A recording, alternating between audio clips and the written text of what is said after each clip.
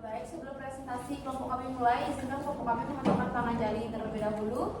Om Swastiastu. Selamat pagi teman-teman sekalian. Assalamualaikum warahmatullahi wabarakatuh. Shalom namo buddhaya, salam kebajikan bagi kita semua dan salam harmoni. Salam harmoni.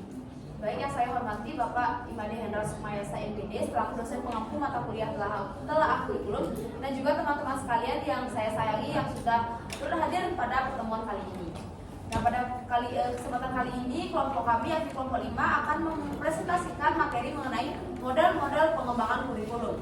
Sebelum kita masuk ke materi, izinkan kelompok kami memperkenalkan diri terlebih dahulu, dimulai dari saya sendiri. Perkenalkan, nama saya Nikade Andini Wulandari dengan NIM 2411031356, dan pada presentasi kali ini saya didampingi oleh 4 rekan saya. Kepada rekan saya persilakan untuk memperkenalkan diri terlebih dahulu. Baik, terima kasih atas kesempatannya. Jadi, perkenalkan, nama saya Nikade Clara Ariati dengan NIM 2411031228, dan rekan saya. Perkenalkan, nama saya Niketut Kaurina dari Bayani dengan NIM 2411031236. Perkenalkan, nama saya Nikade Clara Ariati dengan NIM 2411031242 dengan rekan saya. Perkenalkan, nama saya Sangya Manuel Sudastini dengan NIM 2411031226. Baik, saya kembalikan ke moderator. Baik, sekian perkenalan diri dari kelompok kami. Untuk mengefisiensikan waktu, langsung saja kelompok kami masuk ke pemaparan materi yang pertama, yakni mengenai pengembangan kurikulum. Apakah sebelumnya teman-teman sudah mengetahui apa itu pengembangan kurikulum? Belum. Baik, apabila tidak, mungkin langsung saja saya jelaskan bahwa pengembangan kurikulum itu adalah sebuah proses atau upaya perencanaan kurikulum yang dimana disusun dengan konsep dan akan dijadikan sebagai pedoman untuk mengembangkan kompetensi peserta didik secara optimal. Pengembangan kurikulum juga memiliki arti sebagai suatu proses, metode atau cara yang ditempuh oleh para pengembang kurikulum untuk menghasilkan suatu kurikulum yang akan dijadikan pedoman pada saat kegiatan belajar pembelajaran berlangsung.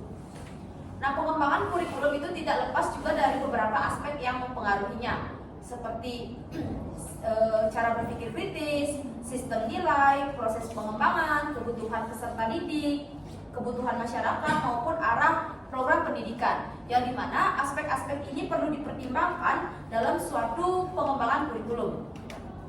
Sekian pemaparan saya mengenai materi pengembangan kurikulum dan juga aspek-aspek yang mempengaruhinya. Untuk materi selanjutnya mengenai fungsi dalam pengembangan kurikulum akan dijelaskan oleh rekan saya kepada rekan saya yang bertugas. Waktu dan tempat saya persilakan.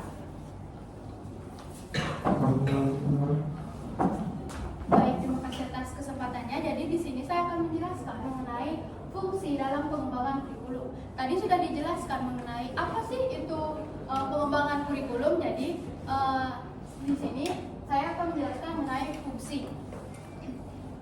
Adapun yang pertama, fungsi pedoman dan arahan. Nah, pengembangan kurikulum berfungsi sebagai pedoman dan arahan, di mana sebagai pedoman yang sistematis yang memberikan arahan yang jelas untuk pengembang kurikulum, guru, dan administrator pendidik dalam merancang dan mengimplementasikan program pendidikan. Yang kedua, fungsi konsistensi dan standarisasi. Nah, fungsi ini memastikan adanya konsistensi dalam pengembangan kurikulum di berbagai tingkat dan satuan pendidikan. Melalui penggunaan model yang sama, berbagai institusi pendidikan dapat mengembangkan kurikulum dengan standar kualitas yang seragam namun tetap fleksibel untuk disesuaikan dengan konteks lokal. Yang ketiga, ada fungsi integrasi dan koordinasi. Nah, fungsi ini sebagai mengintegrasikan berbagai elemen kurikulum seperti tujuan, konten, model, metode dalam dan evaluasi menjadi satu kesatuan dan saling mendukung. Nah, pada fungsi integrasi dan koordinasi ini model memastikan tidak adanya tidak adanya ketimpangan atau sesuatu yang berdiri sendiri, karena pada fungsi integrasi dan koordinasi ini semuanya selaras berjalan bersama. Yang keempat ada fungsi evaluasi dan perbaikan berkelanjutan, di mana pada fungsi ini menyediakan kriteria dan indikator yang dapat digunakan untuk mengevaluasi dalam proses pembelajaran atau pengembangan kurikulum untuk pembelajaran. Dan nantinya pada evaluasi ini akan digunakan untuk sebagai acuan dalam perbaikan dan penyempurnaan pengembangan kurikulum. Dan yang kelima ada fungsi efisiensi pengembangan. Pada fungsi ini meningkatkan efisiensi dalam pengembangan kurikulum dengan menghemat waktu, tenaga, dan juga sumber daya secara kognitif. Yang terakhir ada fungsi komunikasi dan kolaborasi. Nah, pada fungsi ini melibatkan pemerintah pusat, guru, orang tua, dan masyarakat, di mana tujuannya agar semuanya berjalan secara selaras, tidak adanya miskomunikasi dalam pengembangan kurikulum dan pembelajaran yang dilaksanakan di sekolah.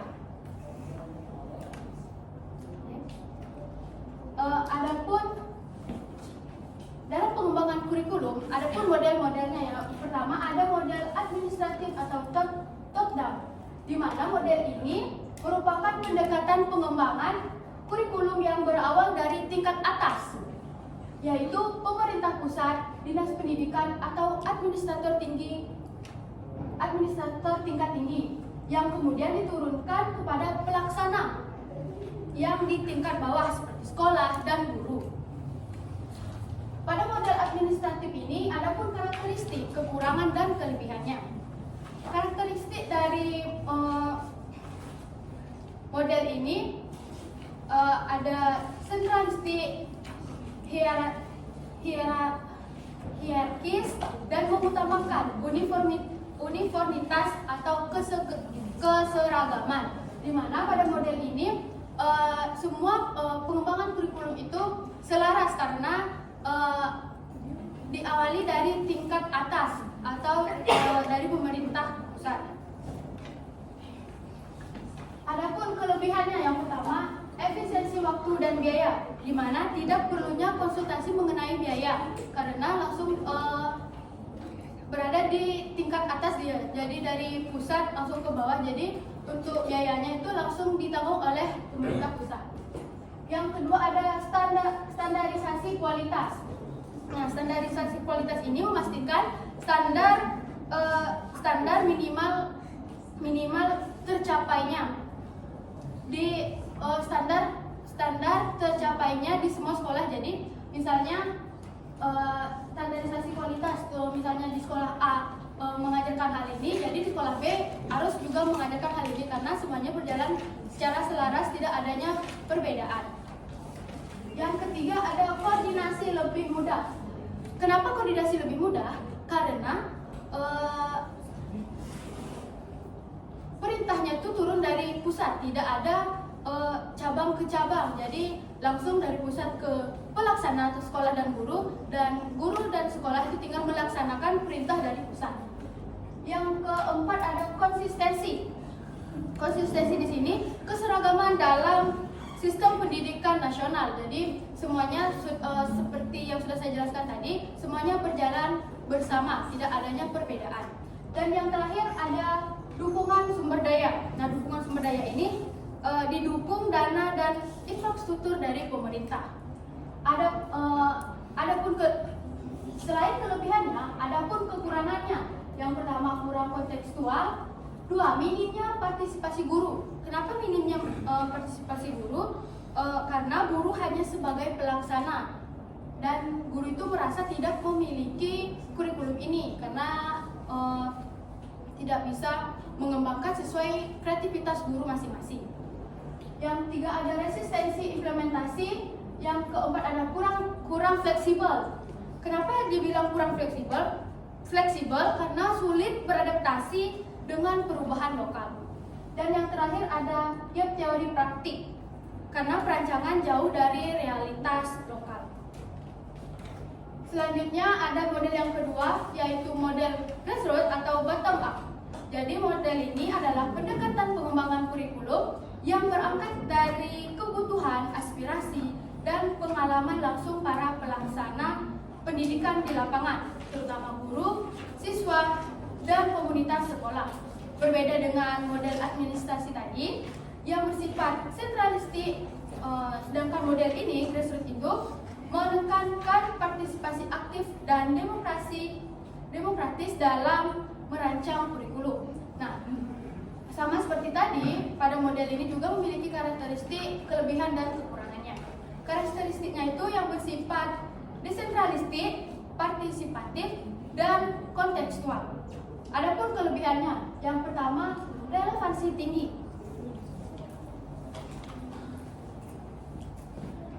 Kenapa dibilang relevansinya tinggi? Karena sesuai dengan kebutuhan lokal dan karakteristik siswa. Seperti pengertiannya tadi, grassroots ini tuh dia dari pengalaman langsung dari pihak sekolah, guru, siswa, dan dikembangkan ke pemerintah pusat.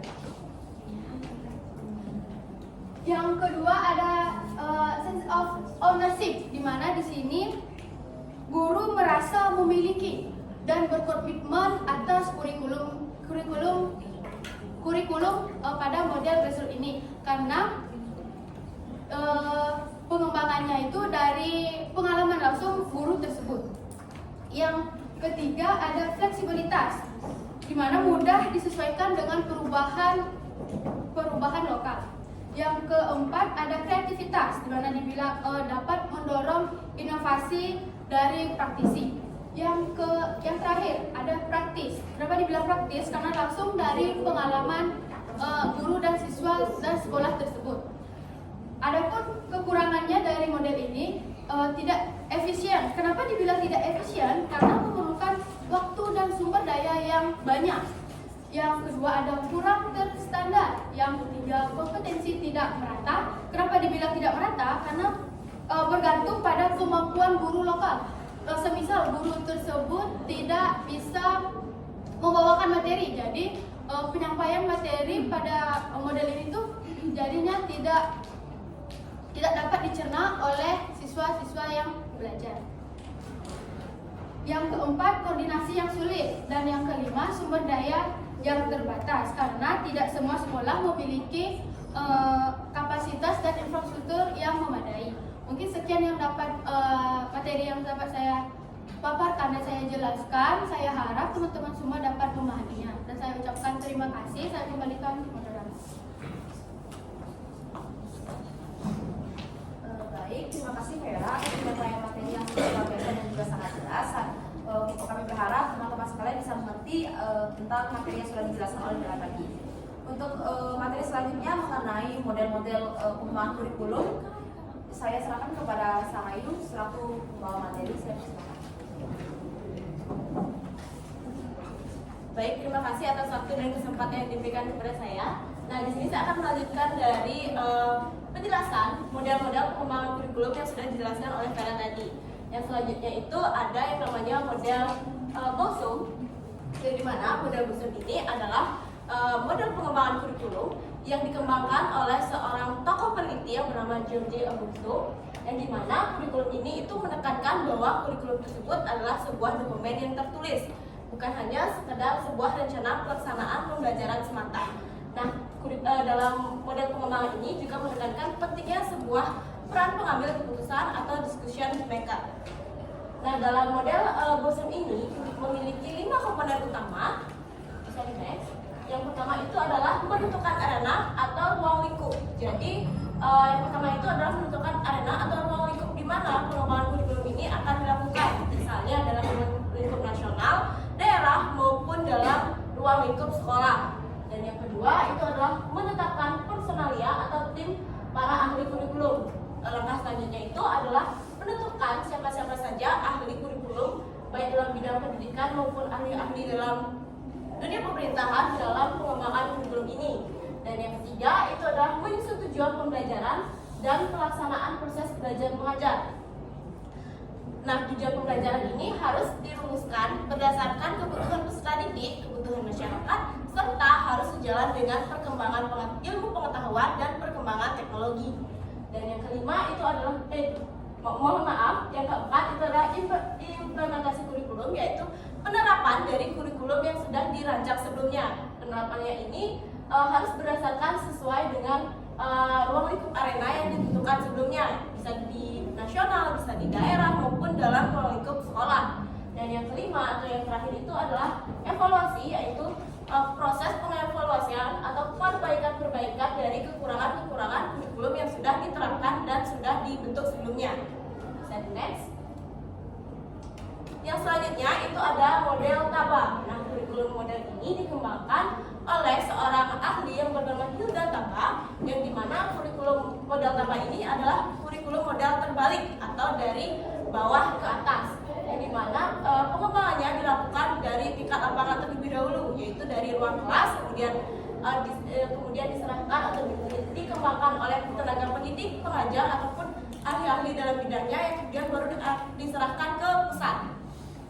Adapun langkah-langkah yang perlu dilakukan dalam pengembangan kurikulum model TABA ini, yaitu ada 5. Yang pertama adalah mendiagnosis kebutuhan serta merumuskan tujuan dan menentukan materi serta penilaian apa yang akan digunakan dalam kurikulum tersebut.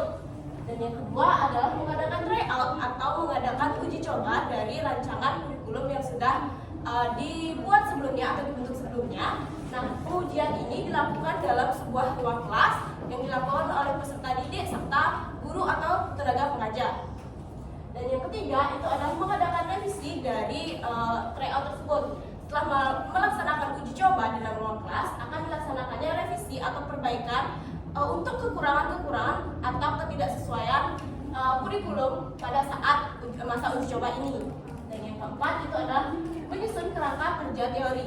Setelah disusun rancangan kurikulum, kemudian dilaksanakannya uji coba, kemudian diadakannya revisi dari uji coba tersebut, diperlukan adanya sebuah kerangka teori untuk memperkokoh atau memperkuat susunan dari kurikulum tersebut dalam aspek teori.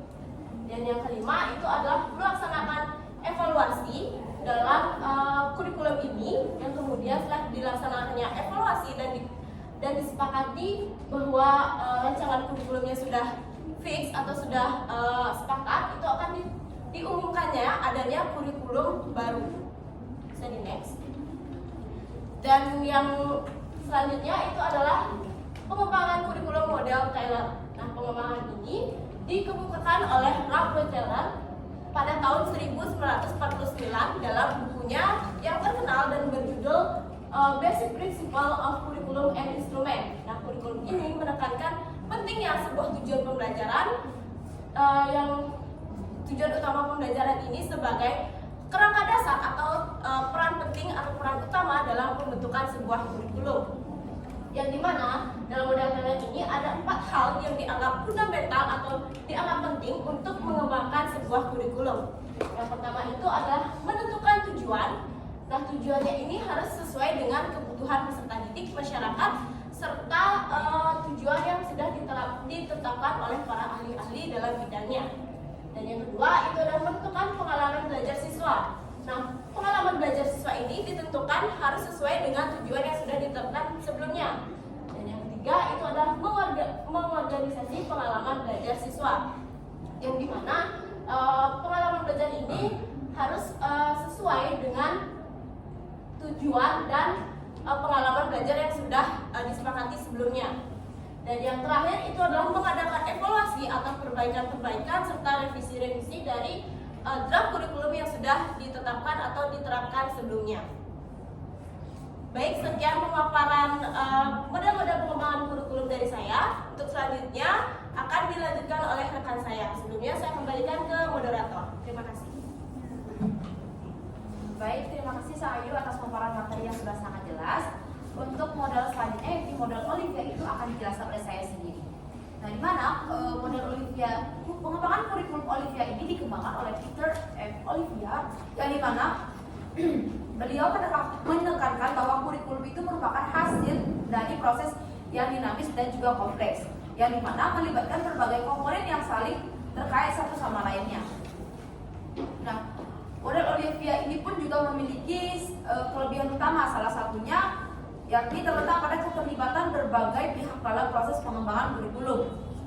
Nah, dalam proses pengembangan kurikulum ini tidak hanya guru dan juga pihak administrasi saja, akan tetapi peran dari orang tua, siswa serta masyarakat sekitar sangat berperan aktif untuk memastikan bahwa kurikulum yang disusun itu sesuai dan selaras dengan kebutuhan realitas yang ada. Nah, pada model Olivia ini juga ada tahap evaluasi yang dimana pada tahap evaluasi model Olivia itu menekankan perlunya evaluasi secara berkala dan berkesinambungan serta komprehensif yang mencakup aspek proses maupun hasil. Nah, pada tahap evaluasi ini tidak hanya bersifat sumatif yang menilai hasil akhir saja, akan tetapi juga formatif yang dimana memberi umpan balik selama pelaksanaan kurikulum itu.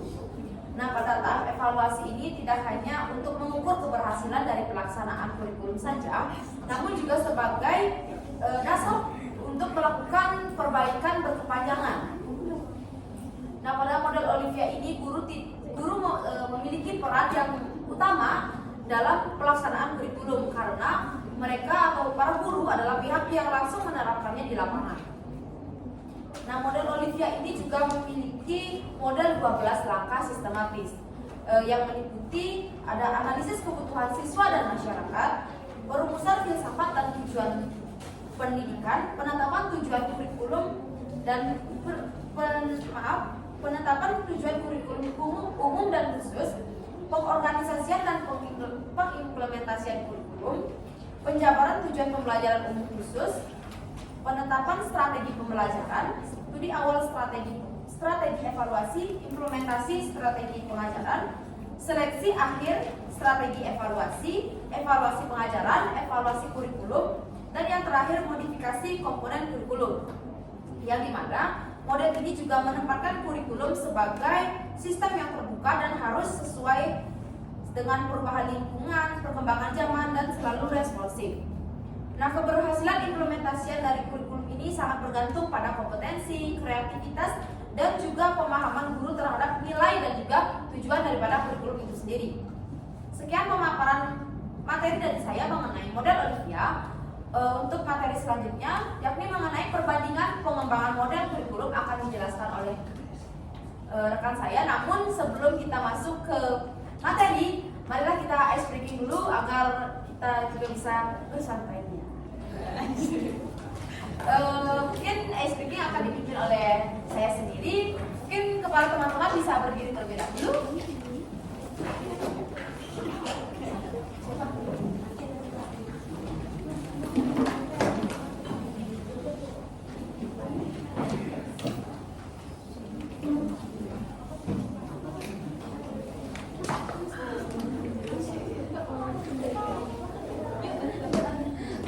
Ice breakingnya itu BIM, BAM, BIDI. Ada teman-teman ada yang tahu sebelumnya? Nggak tahu. Oke, ice breaking BIM, BAM, BIDI itu menggunakan gerakan tepuk, petik jari, dan tepuk paha. Kalau saya bilang BIM, kalian tepuk tangan. Kalau misalnya ke aku, saya bilang BAM itu petik jari, kalau BIDI itu tepuk paha.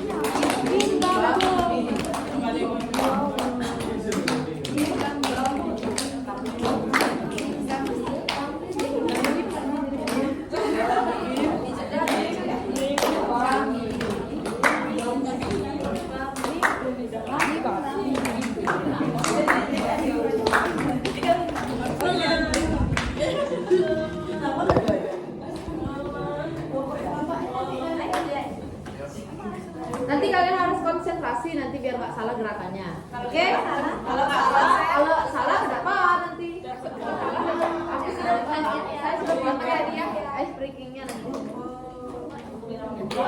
Teman-teman sekalian udah pada siap? Coba dulu ya.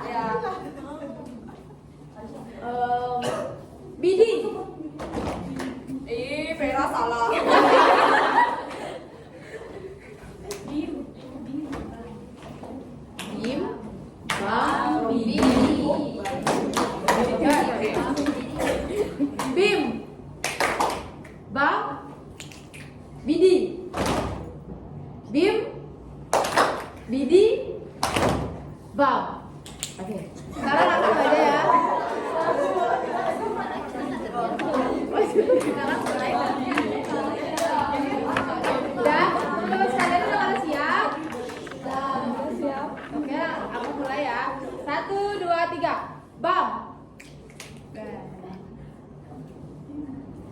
Vindi salah ya. Vindi kita maju dulu. Kasih apa-apa kalau salah. Oh, mungkin karena Vindi salah tadi, mungkin dia kurang fokus, kurang konsentrasi. Sekarang untuk ice breaking saya serahkan kepada Vindi untuk memimpinnya. Oke, terima kasih. Aku akan pimpinnya guys ya. Oke, jadi Bim.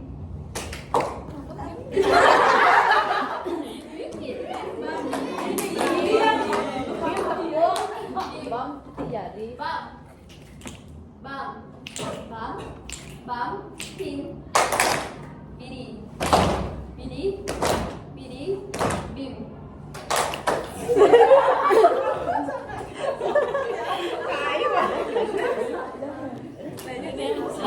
Lagi ya, Apakah udah Terima kasih Vindi karena udah mau bikin ice breaking tadi. Apakah teman-teman masih ada yang mengantuk, masih ada yang bosan? Ada. Oke, nanti kita main games di penghujung presentasi. Nah, sekarang masuk lagi ke materi presentasi mengenai perbandingan pengembangan model kurikulum yang akan dijelaskan oleh rekan saya Vina. Kepada Vina, waktu dan tempat saya persilakan. Terima kasih atas kesempatannya. Di sini saya akan menjelaskan mengenai perbandingan pengembangan model kurikulum di antara model administratif dan model grassroots. Nah, dua model ini memiliki beberapa perbandingan aspek yang berbeda. Yang pertama adalah pengembangannya, ciri utama, peran guru, kelebihan dan kelemahannya. Pada yang pertama, model administratif top down, yang dimana arah pengembangannya itu dari pusat ke sekolah. Artinya kurikulum model ini itu dari otoritas pusat dan kemudian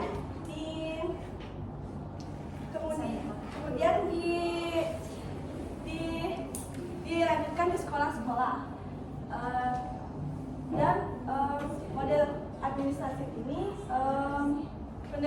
pendekatannya itu melalui pendekatan hierarkis, sentralistik dan seragam, dan di mana guru juga memiliki peran dalam model kurikulum ini menjadi pelaksana kebijakan. Dan kelebihannya karena kurikulum ini dari otoritas pusat yaitu standar nasional, maka kurikulum ini menjadi jelas dan terkoordinasi. Dan di mana tidak hanya ada kelebihan juga, tetapi juga memiliki kekurangan ataupun kelemahannya. Yang dimana kelemahannya itu kurang konseptual dan minim partisipasi guru. Contoh kurikulum yang ada di Indonesia itu yaitu kurikulum 2013. Selanjutnya ada model grassroots, yang dimana model grassroots ini pada arah pengembangannya itu dari sekolah ke pusat. Artinya dari sekolah ke pusat itu merupakan kurikulum dari inisiatif guru ke sekolah. Artinya model ini memungkinkan kurikulum dirancang dengan sesuai kebutuhan peserta didiknya dan kejadian nyata di lapangan, yang dimana pendekatannya itu melalui pendekatan desentralistik, partisipatif dan konseptual. Dan di sini juga guru memiliki peran penting menjadi pengembang aktif kurikulum, yang dimana karena model kurikulum ini lebih merujuk ke lokal, maka kurikulum ini menjadi relevan dengan kebutuhan lokal yang menjadi fleksibel dan kreatif. Dan kelebihannya itu tadi ya, relevan karena sesuai dengan kebutuhan peserta didiknya. Tidak hanya itu, model grassroots ini juga memiliki kelemahannya sendiri, yaitu tidak efisien, kurang bervariasi, dan butuh kompetensi yang tinggi. Contoh model kurikulum yang ada di Indonesia yaitu KTSP. Seperti teman-teman pernah menggunakan kurikulum KTSP kan? Dan itulah perbandingan pengembangan model kurikulum antara model administratif top down dengan pengembangan model grassroots pattern. Sekian yang dapat saya jelaskan. Semoga teman-teman mengerti dengan apa yang saya presentasikan. Selanjutnya saya serahkan ke moderator. Baik, terima kasih Tina atas penjelasannya yang sudah lengkap tadi. Untuk materi selanjutnya mengenai perbandingan pengembangan model kurikulum. Selanjutnya akan dijelaskan oleh rekan saya Kauri. Kepada Kauri, kamu berbuka saya.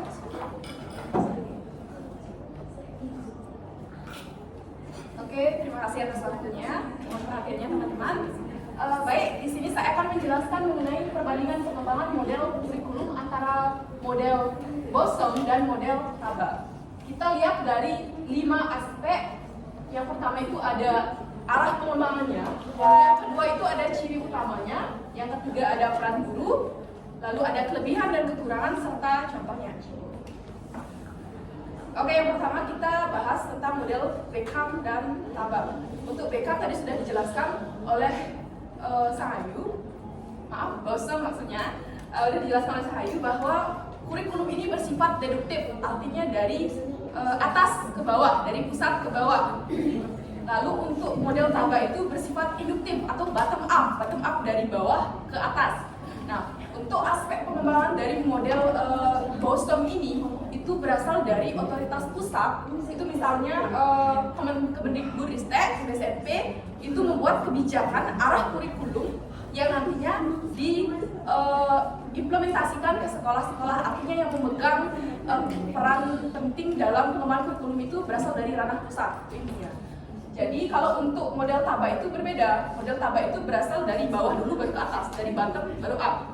Itu berasal dari sekolah terlebih dahulu. Guru itu melakukan analisis kebutuhan siswa itu seperti apa analisis di lapangan. Nanti guru itu merancang kurikulum, mengembangkan, lalu mengimplementasikannya langsung dan melakukan evaluasi secara langsung. Nah, jika evaluasinya itu dirasa sudah baik, artinya kurikulum itu berjalan dengan efektif, itu bisa diajukan ke pusat untuk bisa diterapkan di tingkat kabupaten, provinsi, atau daerah seperti itu. Lalu untuk ciri utama, nah model Bosom ini ciri utamanya itu adalah sistematis, terstruktur, dan menekankan kurikulum sebagai dokumen tertulis. Tadi sudah dijelaskan oleh rekan saya. Sistematis karena rancangan kerangka awalnya itu disusun di pusat, artinya sudah terencana, terdokumentasi, teradministrasi dengan baik. Oleh karena itu ketika melakukan evaluasi, penilaian, uji coba itu sudah secara sistematis dan terukur, sudah ada tolak ukurnya seperti itu. Lalu untuk ciri utama dari model Taba itu adalah kontekstual dan fleksibel. Nah, kenapa dikatakan kontekstual? Karena ini berasal dari bawah, langsung berasal dari keadaan di lapangan seperti apa. Jadi sifat itu nyata dan kontekstual. Fleksibel karena melibatkan guru, siswa dalam perancangan kurikulumnya.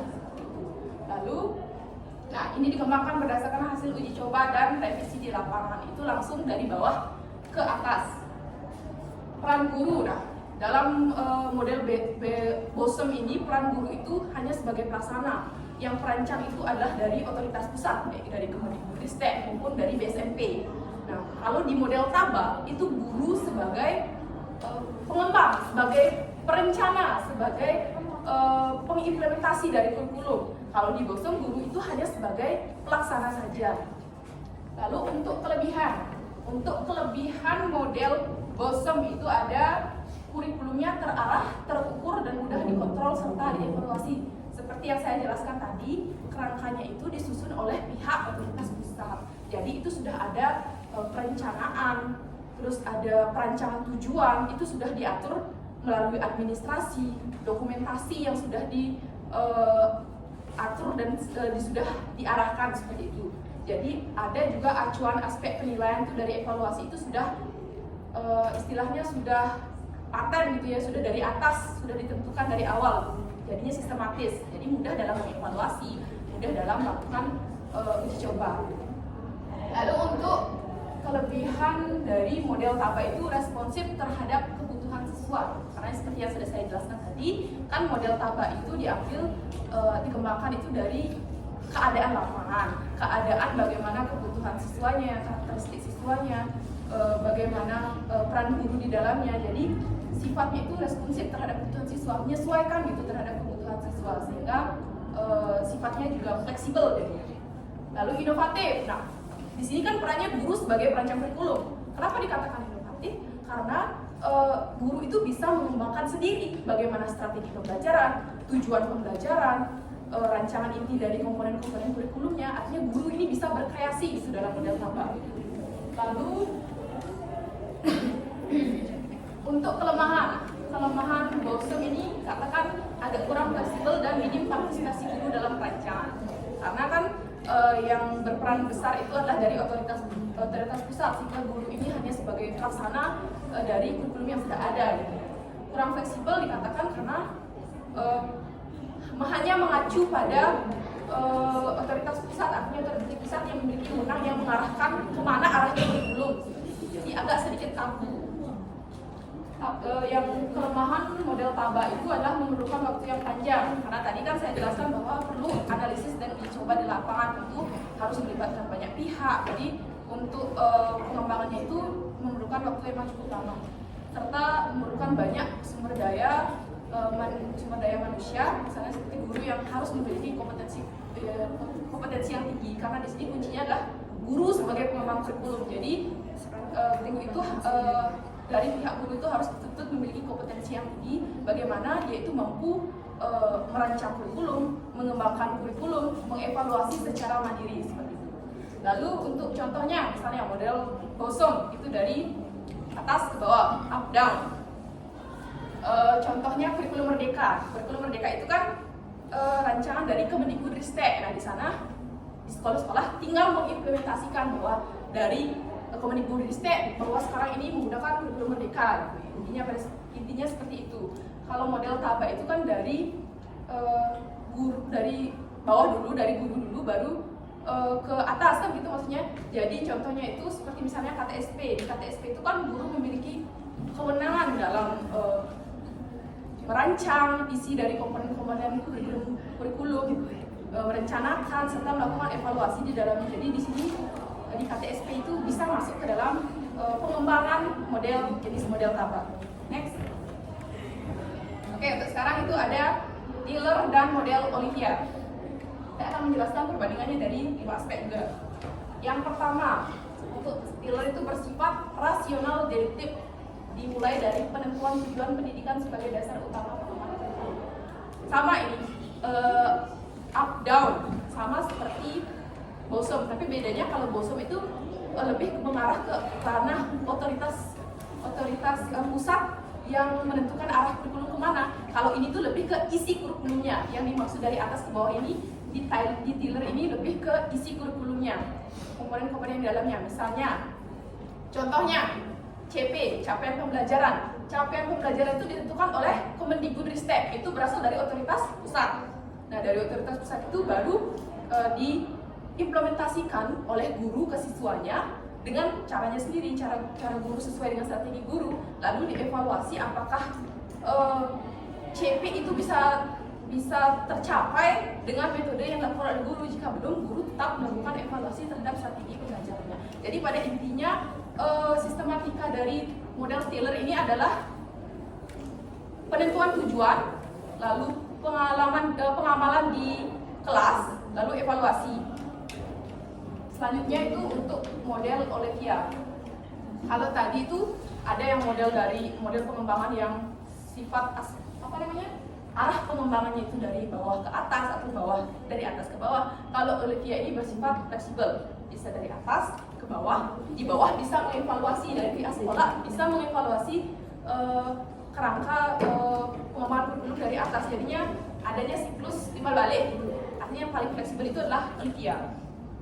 Prosesnya itu berkelanjutan juga, misalnya kalau dari atas diturunkan kebijakan kurikulum, tapi dari guru itu mengevaluasi itu bisa. Misalnya dari guru juga bisa mengembangkan atau menambahkan dari kebijakan kurikulum yang telah diturunkan oleh otoritas pusat. Lalu untuk ciri utama dari Tiller itu mengutamakan 4 komponen, yaitu tujuan, pengalaman belajar, organisasi pengalaman, dan evaluasi hasil belajar. Tadi sudah saya jelaskan bahwa yang utama di model Tiller ini adalah pengembangan pengembangan tujuan, menentukan tujuan pembelajaran apa sih yang ingin dicapai. Artinya isinya itu dikembangkan dari umum ke khusus gitu misalnya. Umum ke khusus dalam artian tujuan dulu ditentukan, tujuan pembelajaran dulu ditentukan, baru nanti diimplementasikan ke sekolah-sekolah. Bukan seperti tadi yang TABA itu kan bagaimana kebutuhan siswa itu ditentukan dulu, baru nanti tujuannya baru ditentukan.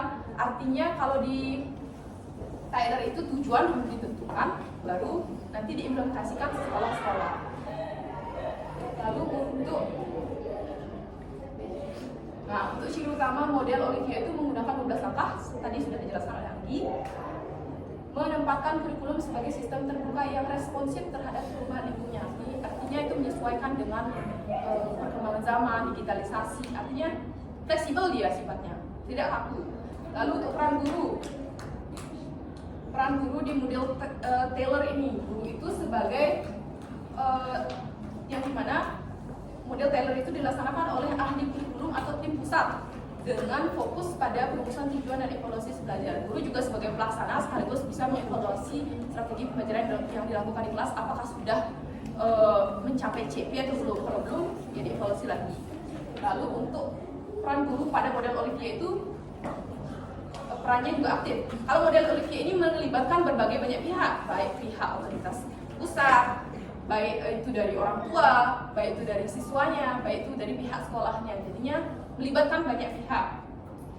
Lalu untuk kelebihan dari kurikulum Taylor itu kurikulumnya lebih terarah, mudah diatur, mudah dievaluasi, serta menekankan keterpaduan antara tujuan dan hasil belajar. Ini hampir mirip dengan yang di Bosom, tapi bedanya ini fokus pada akademik, fokus pada isi dari kurikulum itu. Lalu untuk kelebihan model Olivia itu tentunya fleksibel. Kenapa dikatakan partisipatif? Karena melibatkan berbagai banyak pihak. Lalu serta adaptif, artinya itu tidak ketinggalan zaman, artinya menyesuaikan dengan perkembangan zaman. Lalu untuk kelemahan dari model Taylor ini adalah kurang memperhatikan konteks sosial budaya, karena tujuan pembelajaran itu sudah ditetapkan di otoritas pusat, jadi kurang memperhatikan konteks budaya sosial di sekolah-sekolah. Lalu untuk kelemahan dari model Olivia itu membutuhkan waktu, koordinasi, dan sumber daya yang besar karena pelaksanaannya cukup kompleks. Nah, sebenarnya model Olivia ini model yang paling lengkap, paling kompleks. Kekurangannya yaitu karena melibatkan banyak pihak, jadi harus butuh koordinasi yang lebih, harus butuh waktu yang cukup lama karena sifatnya itu fleksibel. Lalu untuk contoh Taylor itu ada kurikulum berbasis tujuan atau objective based kurikulum. Itu biasanya di berbagai negara itu sudah ada diterapkan. Lalu untuk model Olivia itu ada namanya kurikulum berbasis partisipasi masyarakat dan pendidikan berkelanjutan di tingkat sekolah maupun nasional. Baik, sekian penjelasan dari saya. Untuk waktu dan tempat diserahkan kepada moderator.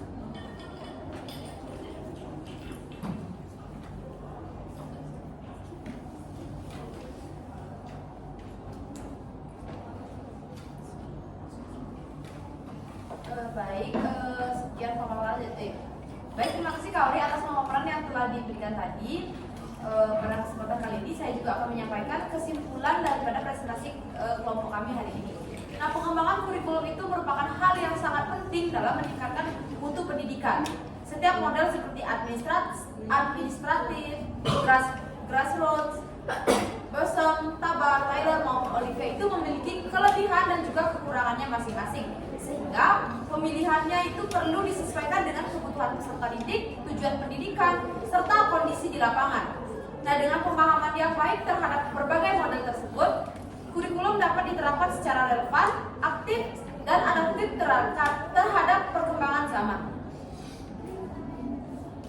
Sekian pemaparan kesimpulan dari saya. Untuk selanjutnya akan dilaksanakan mini games dari kelompok kami. Kepada rekan yang bertugas saya persilakan.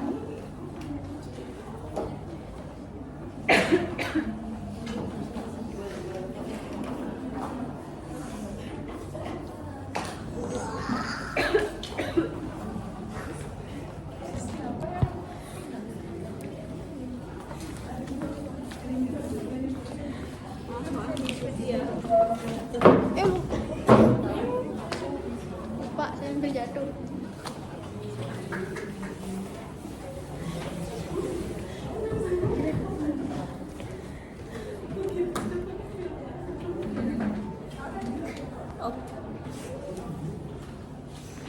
Biar kalian semua kelihatan.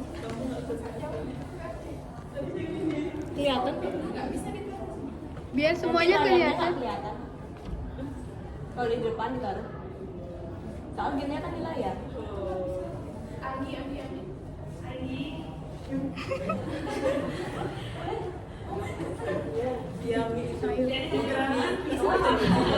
Bakalan main dua games. Yang pertama itu ada fun games, yang kedua itu ada question games. Jadi yang kompeten dapat kaki.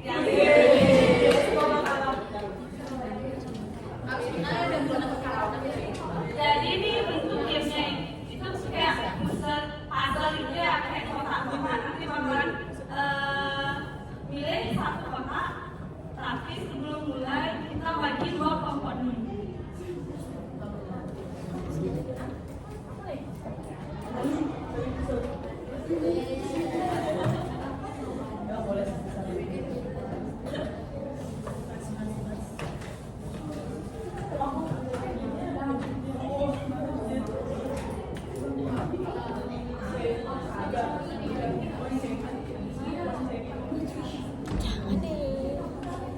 Jadi kalian untuk kelompok dua, satu kelompok isi 9 dan 10. Jadi berdiri aja.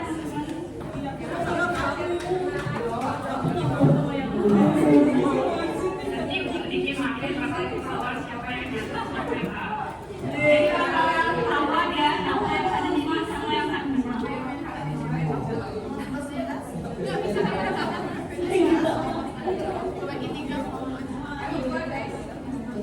Dan jangan lupa pilih kelompoknya ya.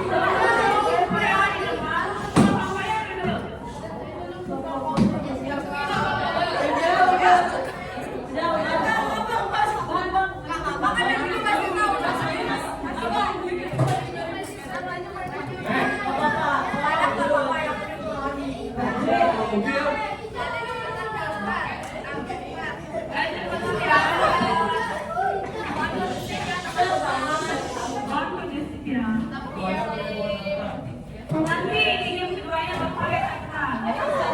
Sekarang kita pantau.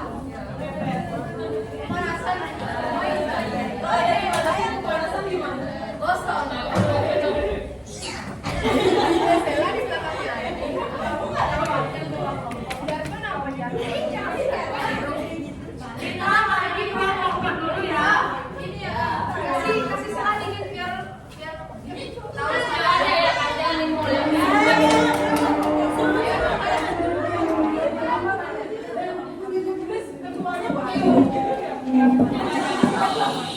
Tentang konduksi.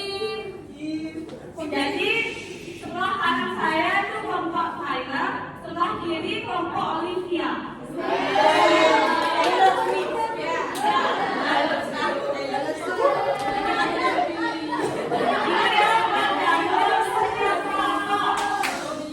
Buat daftar setiap kelompok.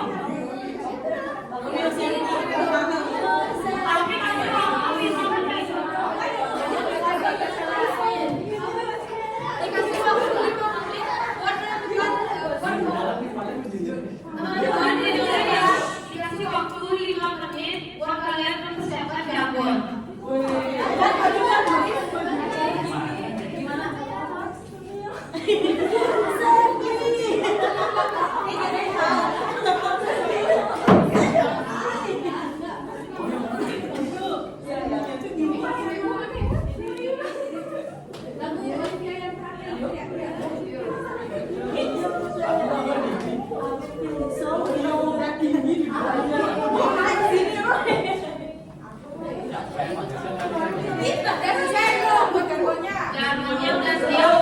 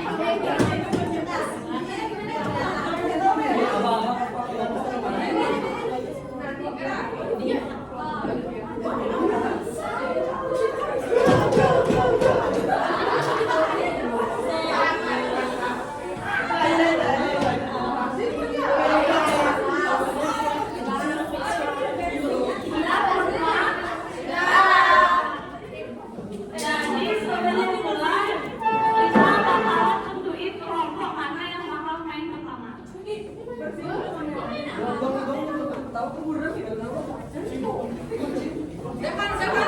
Udah siap?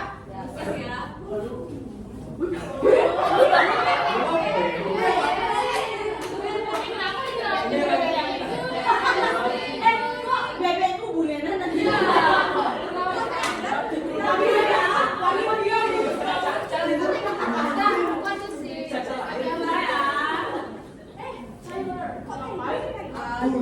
Kuning.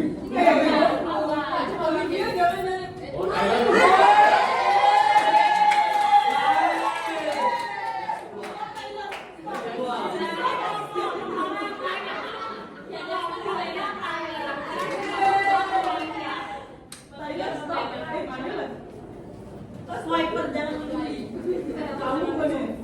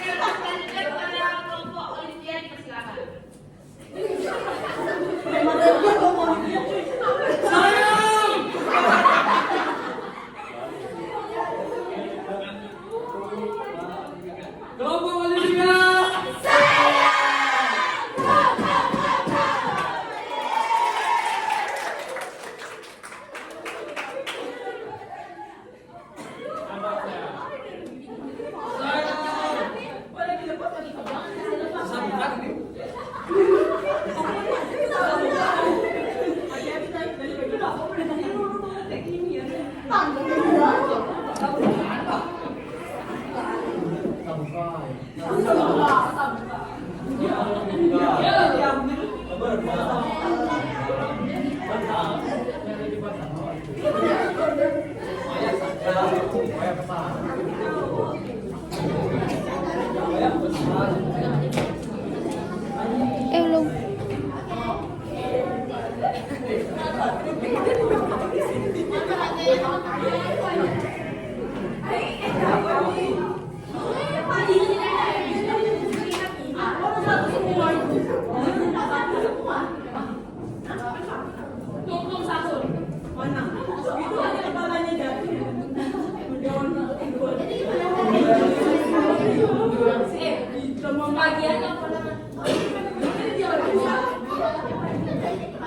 Jadi cara mainnya kan kompak aja dulu yang pertama main kan, jadi bebas pilih yang mana aja. Dan di salah satu kotak ini tuh ada yang song, ada juga keberuntungan. Song itu bukan kayak dapat nggak ada apa-apa ya, kayak song itu bisa aja poin kalian pindah ke kelompok lain ataupun kalian bisa ambil poin-poin kelompok lawan. Atau kalian bisa juga dapat tambahan poin tiba-tiba. Dia jangan sampai pilih kontak yang song. Jadi tiap jawaban yang benar itu dapat 10 poin.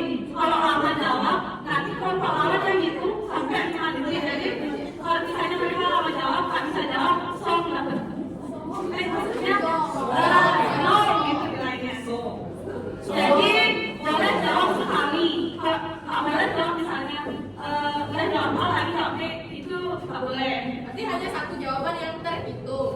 Dan cuma kelompoknya aja yang boleh jawab. Boleh dicontohin? Teman-temannya boleh juga masih tahu jawabannya ya ke kelompok itu. Ini tetap dapat contohnya misalnya.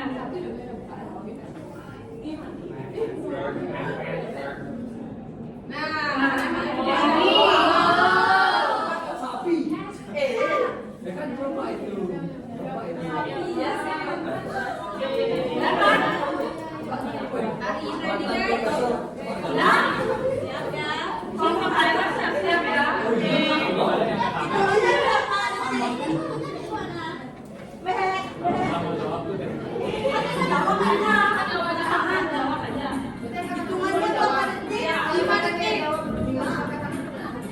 Kalau misalnya kayak ini gitu ya, kalian itu 5 detik. Jadi harus.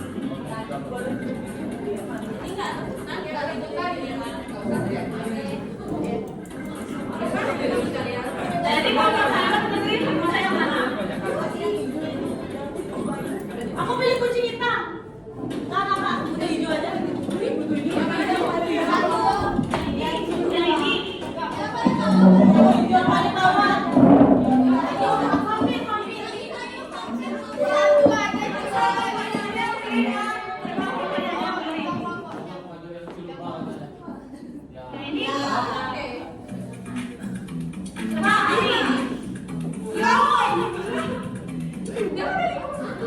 Maksudnya gimana nih? Intinya suka gambar sama hati. Pahami.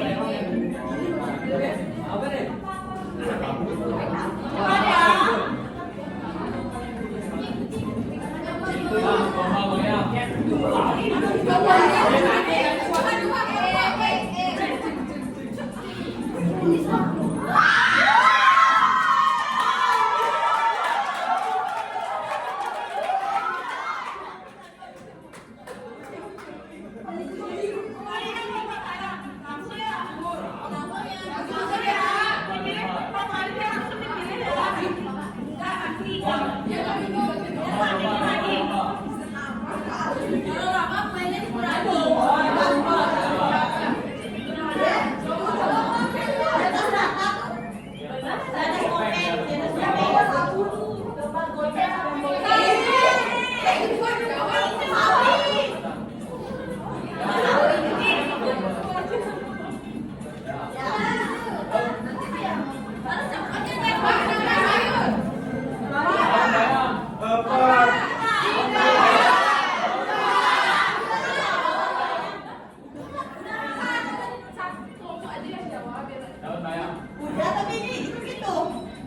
Aku aja gitu dah.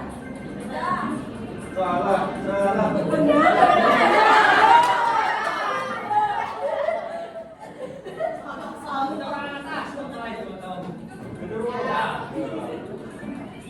Tebak nama makanan. 5. 5. Kerak telur. Kerak telur.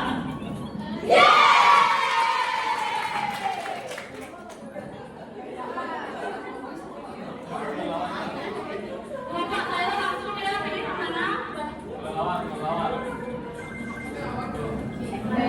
Yang ini?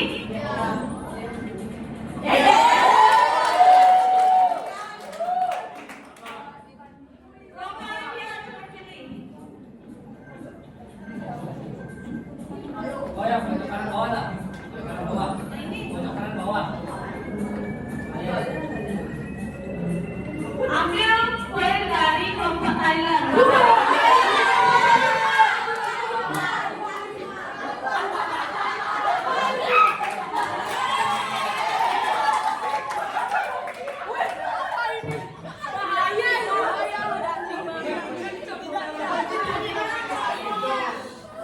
Sebelah ke lawan. Sebelah ke lawan. Sebelah kanannya yang hijau. Sini yang hijau. Itu dah. Tebak nama kota. 5. 4. Surabaya.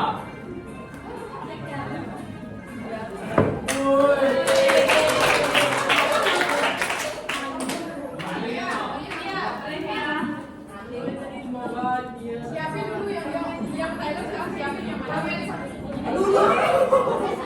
Ya.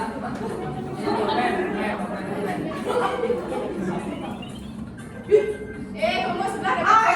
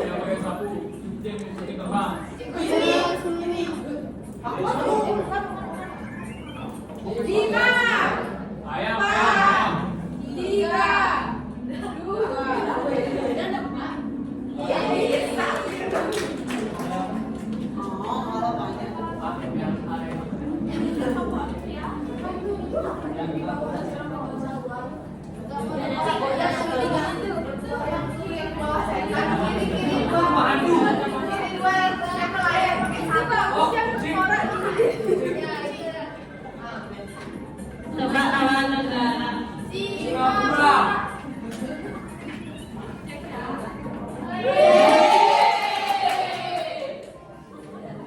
Selanjutnya kelompok Thailand.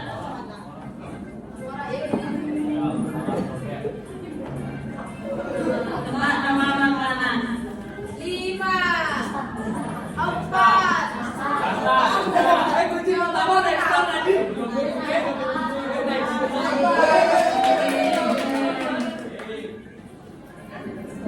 Selanjutnya kelompok Olympia.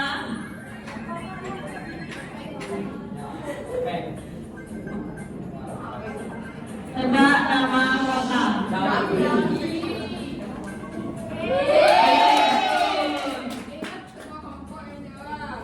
Selanjutnya kelompok Thailand.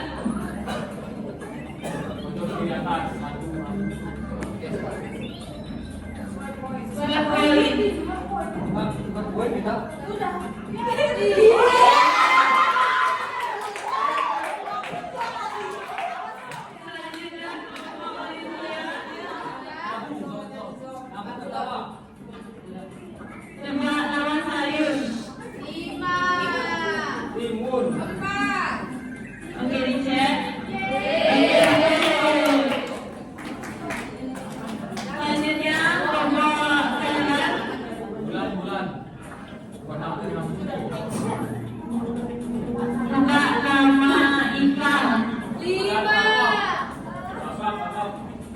dikunci, silakan dicek.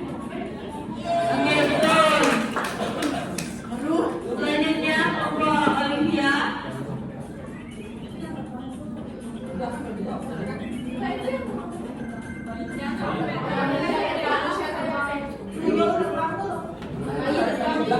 Ayo diulang pertanyaannya.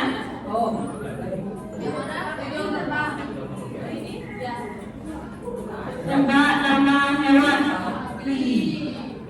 Dikunci, silakan dicek. Oke, betul. Selanjutnya kelompok Olivia. Taylor.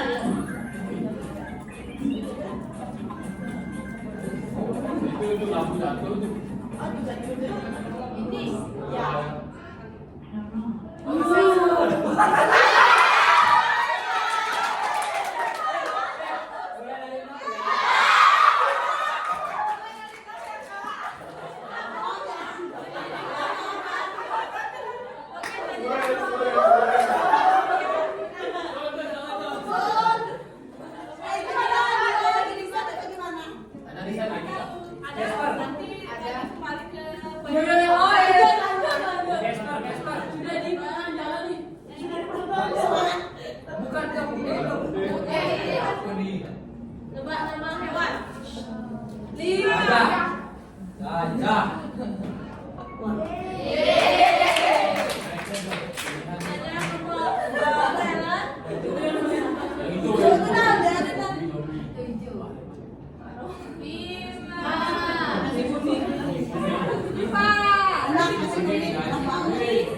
Oke, belum.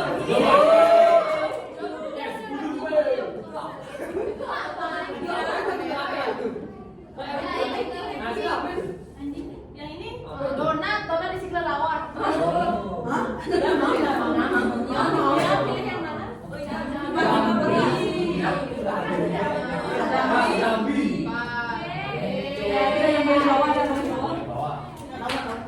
Nah, biarin dah yang Oh, penentuan. penentuan.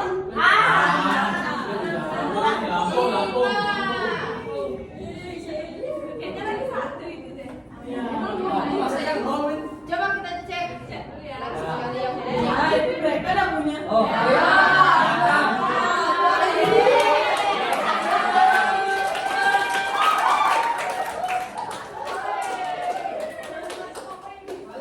Boleh ambil yang mana mau game ini itu adalah kelompok Olivia dengan poin 105. Masih ada satu poin. Nah, di sini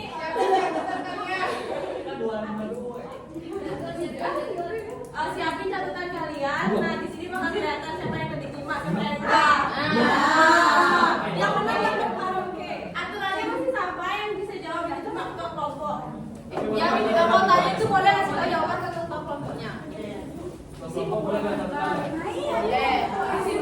Tidak boleh itu harus kita profesi.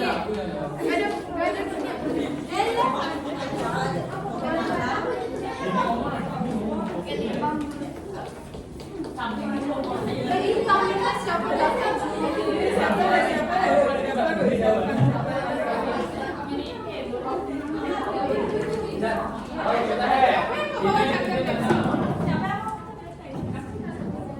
Ini bertanya, jadi boleh pakai HB. Tidak.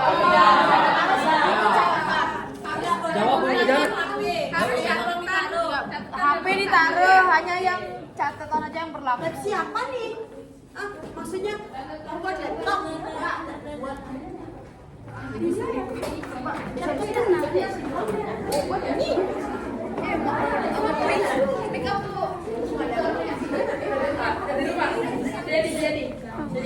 Oh, berarti nggak bisa main apa jam itu? Jam. Mau HP catatan yes. Pernah nggak hari ini? Pernah nggak hari ini? Nanti mulai kan.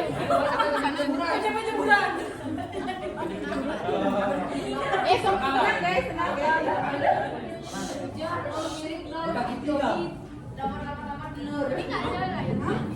Kondisif ya, masih di setting, sabar. Ingat ya, nggak boleh pakai HP, hanya diperbolehkan menggunakan catatan. Catatan dan ingatan kalian. Iya.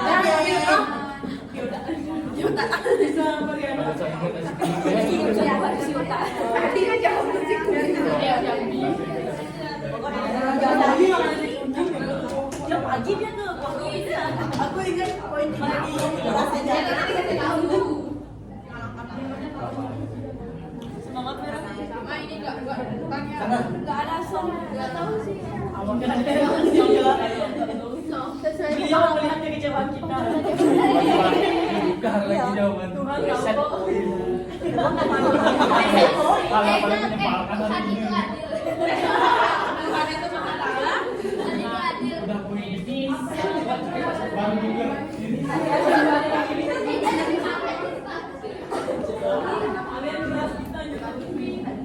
Tuhan tahu mendengar. Oke, sekarang kalian mungkin ulang siapa yang duluan dapat giliran. Ya. Oh, berarti mereka ini juga. Yang dapat giliran Sesuai dengan periode.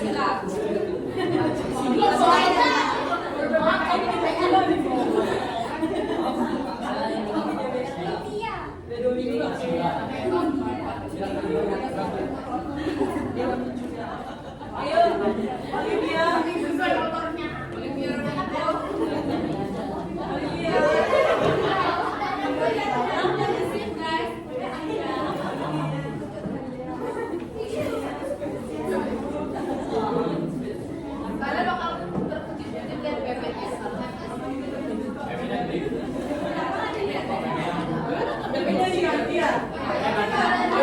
Bahkan kamu bebeknya yang berusaha masa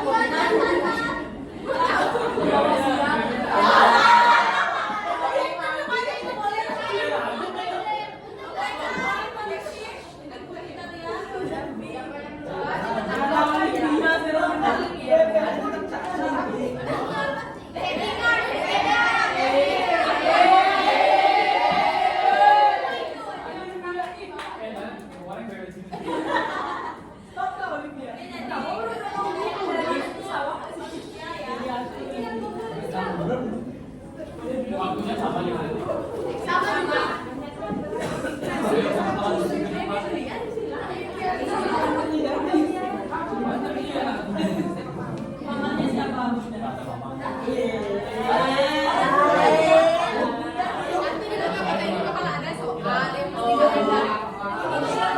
Aturan mainnya kayak tadi juga, tapi bedanya tadi kan kita nebak kata. Sekarang di sini nebak sekarang ini jawab materi terkait materi presentasi tadi. Ini ada tukar-tukaran, ada soalnya, ada tukar-tukaran kuis. Pertanyaan nggak ada. Jawaban langsung di sini. Semangat terus. Gimana cara jawabnya?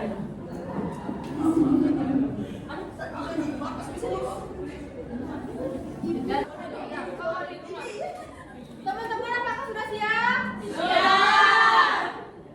Sebelum mulai kita tes jargon lagi sekali. Kepada Regu Olivia, silakan terlebih dahulu.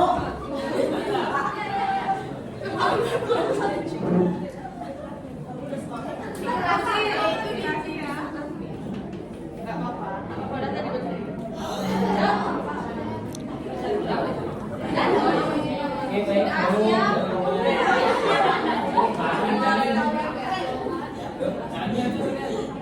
Satu, dua, tiga. Kelompok Olimpia.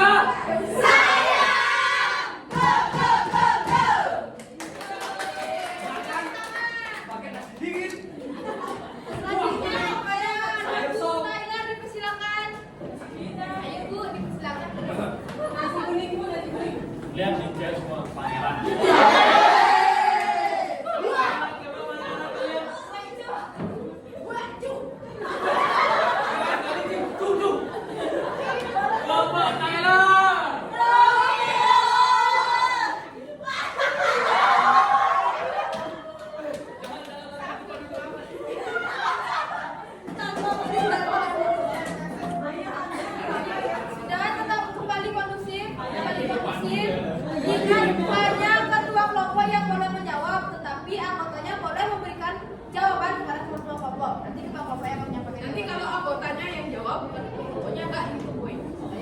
Waktu itu buka-buka. Tetap kondusif. Bisik-bisik aja. Bisiknya 5 detik. Bisik seperti tadi. Mulai. Oke, kelompok yang tadi menang Olivia, silakan memilih kotak. 1.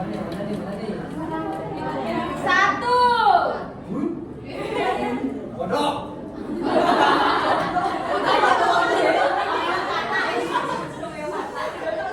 Aku juga aja sama lu. Dalam model Boston, siapa yang berperan penting dalam menentukan isi kurikulum? C.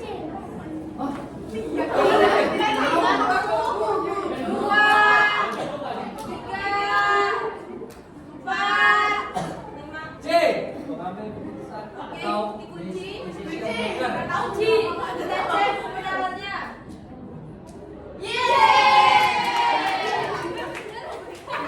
Silakan dipilih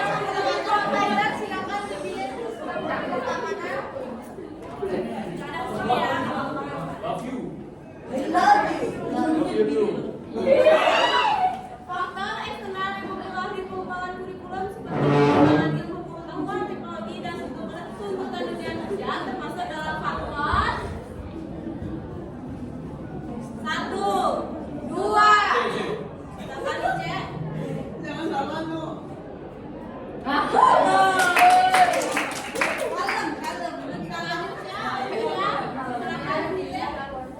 Bunga ros. Bunga ros. Asal banget bunga sih. Desentralistik, partisipatif, dan konseptual merupakan sifat dari model 1, 2. Grassroots.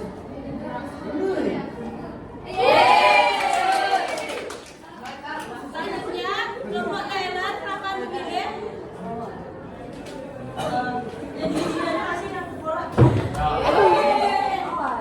Oke, model tabang menggunakan pendekatan induktif yang dimulai dari 1, 2, 3, 4, 5.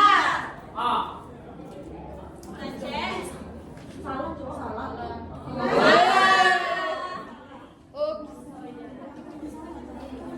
Langsung Olivia akan memilih.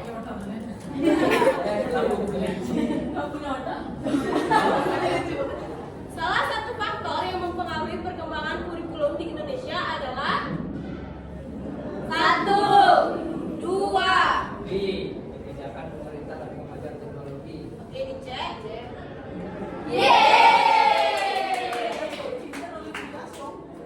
Selanjutnya, Thailand akan memilih. Itu yang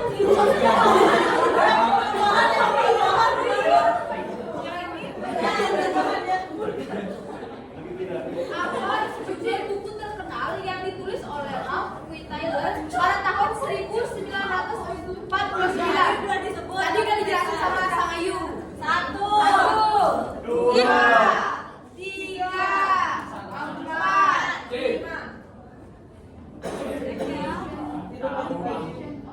5.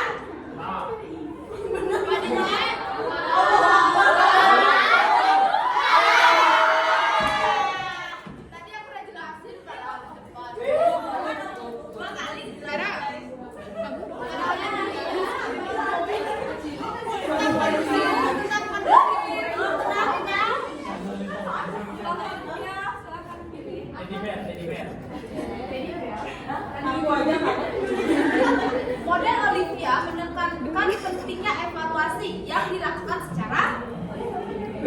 Perkawalan dan kelanjutan.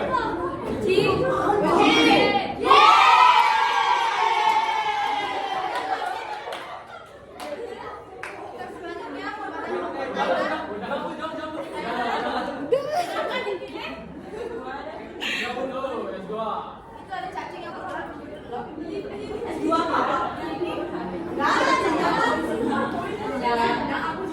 di bawah ini merupakan fungsi model dalam pengembangan kurikulum kecuali 1, 2, 3, 4.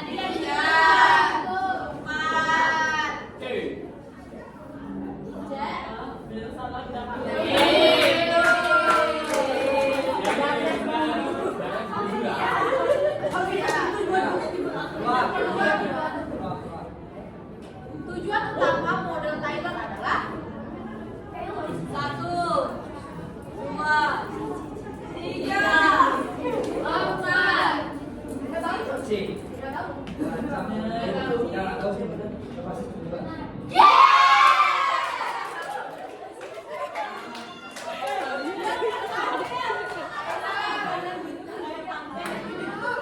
Tahapan dalam pengembangan kurikulum yang meliputi kegiatan menilai dan memperbaiki kurikulum yang sudah diterapkan adalah cek ya. Tahun terakhir udah cek. Benar.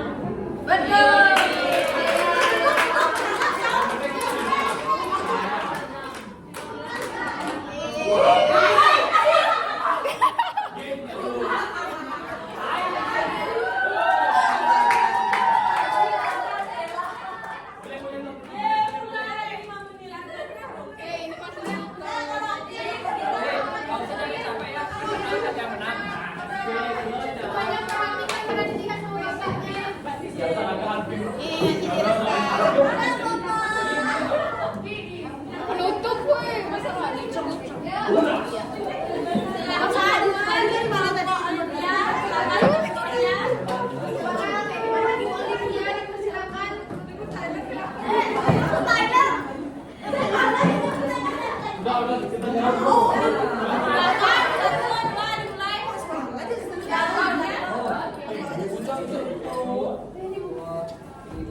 Kelompok Olimpiade.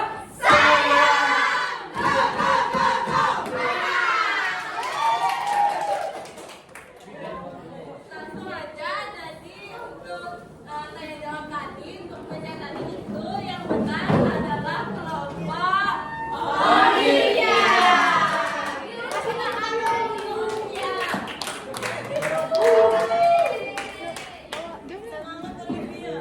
Aduh capek.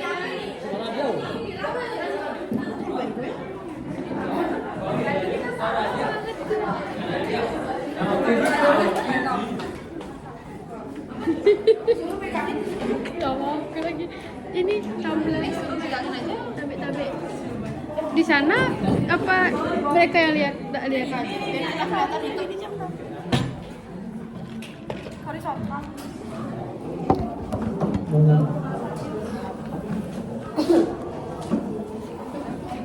Baiklah teman-teman sekalian, dengan berakhirnya juga tadi mini games dan question games, maka berakhirlah sudah presentasi dari kelompok kami yang di kelompok 5 yang sudah memaparkan materi mengenai model-model pengembangan kurikulum. Nah, sebelum saya tutup, saya mewakili rekan-rekan kelompok saya memohon maaf apabila pada saat berjalannya presentasi tadi terdapat kesalahan kata baik yang kami sengaja ataupun kami tidak sengaja. Akhir kata saya ucapkan terima kasih banyak kepada rekan-rekan yang sudah mau aktif dalam mini games dan question games tadi, dan saya mewakili rekan-rekan menutup presentasi kali ini dengan menghaturkan para mesanti. Om Santi Santi Santi Om. Wassalamualaikum warahmatullahi wabarakatuh. Shalom nama budaya, salam kebajikan bagi kita semua, dan salam harmoni. Salam harmoni. Terima kasih teman-teman sekalian.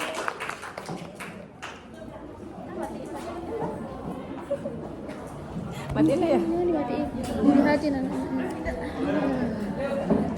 Baik, Bapak baru saja sampai dari Halo Pak, terima kasih. Takut kan, Ray?